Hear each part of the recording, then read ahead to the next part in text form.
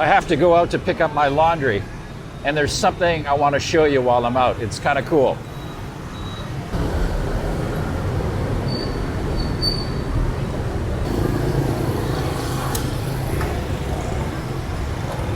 So a few people have made comments to me on the videos about, you know, if it's stay at home, why do you see so much traffic out there? Keep in mind, there's virtually no public transportation here right now. No taxis, no rideshare cars, so there's some motorbike taxis, and everybody else is getting around on their own, and they still have to do things. Like me, you still got to go out and do some essential things. And people are still working at some places here as well, and some of the, of course, restaurants and cafes that still have takeaway, and you know, all kinds of jobs. Think about all the hospitals, you know, places like that are still open right now. And so people have to get to work and back. And there are also some other businesses where people just cannot work from home. They have to go in, so they're practicing physical distancing at those places.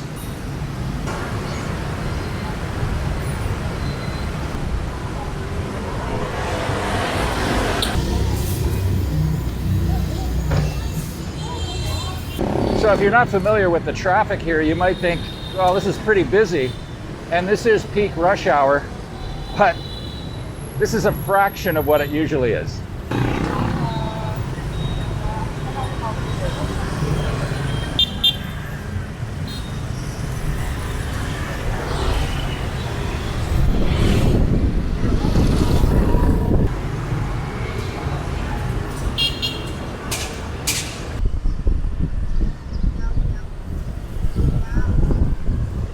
This famous Singapore-style chicken place, seafood place, has kind of got a unique and effective way of physical distancing here with the staff and the drivers that are coming to pick up orders.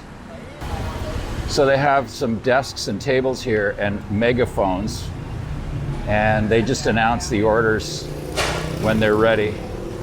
And sometimes they come up to the driver, sometimes the driver comes up to them, but they keep everybody at a distance here.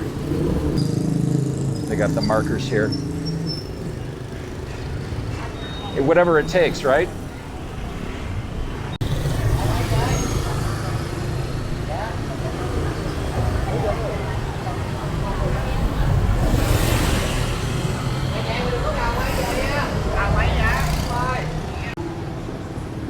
And this is Maison Moreau. This is their cafe here. This is a famous chocolatier, chocolate making place. They have great brownies, by the way, in here. And they've kind of done the same thing. You can't really go inside the cafe. They have a desk here, and then you just go in and you do your order. They have some hand sanitizer and stuff, and then they just bring it to you when they have it ready. Most of Southeast Asia has canceled their New Year, like Khmer New Year, Songkran in Thailand. That's supposed to go April 14th to 16th. It's either been postponed in those countries or just canceled, and they'll do another holiday for their people later on when things are maybe a little more stabilized. And then they have a special holiday here at the end of the month, the Reunification Day on the 30th, but we don't know yet if they will extend this stay at home until then or past then. We're still unsure.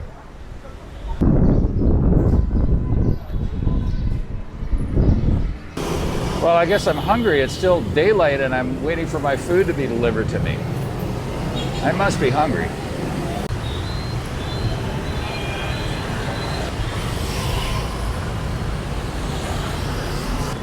That's some more Vietnamese vegan food.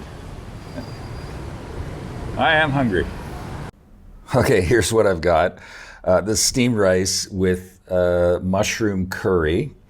And the curries I find in Vietnam are not super spicy. This one, I just tasted a little bit. It's got a little bit of a kick to it, but they're not like the Thai curries or Indian curries. Very nice though. So this one is king mushroom. And then these are your typical deep fried spring roll. They always taste different no matter where you go. Everybody's got their own little recipe. And then they've got the dipping sauce with it as well. So here we go.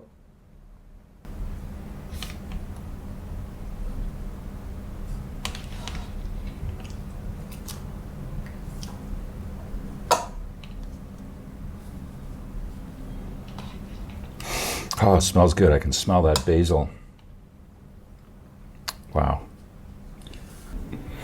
Okay, so first off, the only thing I don't like about curry is, and I'm such a klutz, it doesn't matter where I am, I drip it on something and then it's always hard to get out. The stain's always hard to get out. And sure enough, I got a little drop on my sheet next to the bed here. So I'll have to deal with that. But let's try this. This is, again, a vegan.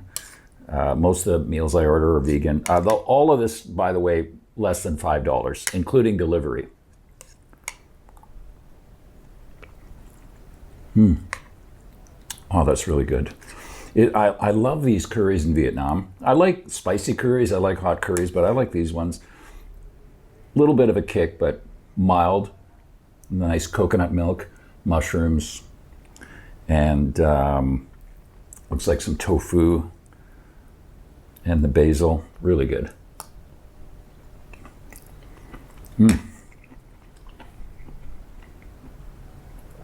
I should have started with the spring rolls. Okay, now for the spring rolls. I hear music coming from somewhere. It's outside.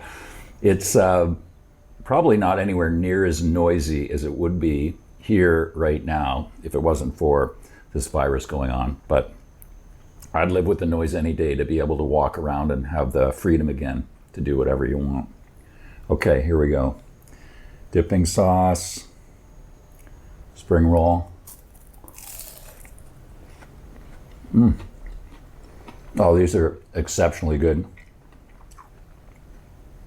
Sometimes if you order the spring rolls like these deep fried ones, by the time you get them, they're kind of a little bit soggy, I guess. I don't know. These are really crispy. These are just perfect. Can you tell by the crunch?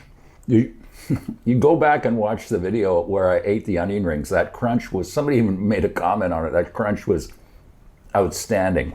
I have to order those again. Really good. That curry was so good. What made it so good was, I forgot to mention, the lemongrass in it. They had nice big stalks of lemongrass in it. Gave it a nice punch. Oh, that was really good. I wanted to let you know that the hotel I'm staying at right now here in Ho Chi Minh City requires me to have my temperature taken every day. And I didn't really think too much about it at first. I just complied.